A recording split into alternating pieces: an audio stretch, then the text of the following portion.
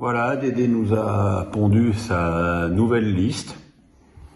Bon, pas grand chose de bien nouveau. Enfin si, de nouveau, hein, Jonathan Klaus, qui a été enfin appelé à ce poste de piston droit où il excelle depuis le début de la saison avec le Racing Club de Lens, aux dépens de Léo Dubois, qui est pas dans la période de sa vie, si tant est qu'il l'ait jamais été pour être au niveau de l'équipe de France.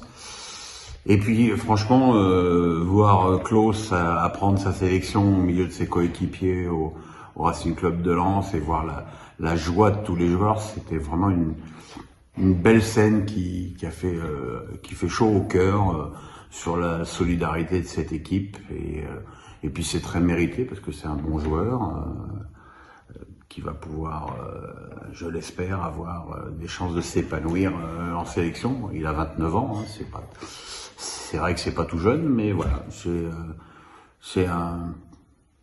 puis je trouve que c'est un bon signe que un joueur du championnat qui brille en championnat ait une chance de découvrir le milieu international. Alors d'aucuns diront que c'est un gadget qui sera pas à la Coupe du Monde, mais j'ai envie de dire peu importe. Hein, je veux dire, demander à Steve Savidan s'il n'est pas heureux d'avoir été appelé une fois en équipe de France.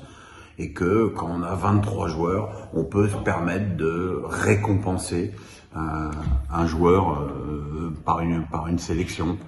On attendra peut-être pour la prochaine que Teddy Savanier puisse jouir aussi de ce bonheur. L'autre, il est beaucoup plus jeune, il est beaucoup plus constant aussi parce qu'il fait une saison exceptionnelle avec Leipzig.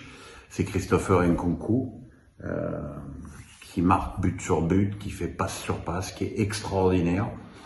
Et c'est une grande surprise pour moi, parce que quand il était au PSG, pour être tout à fait franc, je me disais, oui, c'est un bon petit joueur, mais au PSG, ça suffit pas, quoi. Il sera jamais mieux que remplaçant. Et en plus, ça s'est mal terminé, puisqu'il a raté le tir au but décisif contre Rennes en finale de Coupe de France. Et voilà, quand il est allé à Leipzig, je me suis dit, voilà un club où il peut s'épanouir dans une ambiance avec beaucoup de jeunes joueurs français de sa génération. Et voilà, la première année, c'était pas mal du tout. Et cette année, c'est carrément extraordinaire. Donc je pense que c'est une sélection très très méritée. Sinon, pas de Giroud. Giroud, c'est exceptionnel. Quand il jouait jamais, il était tout le temps appelé. Maintenant qu'il joue régulièrement, il n'est plus jamais appelé.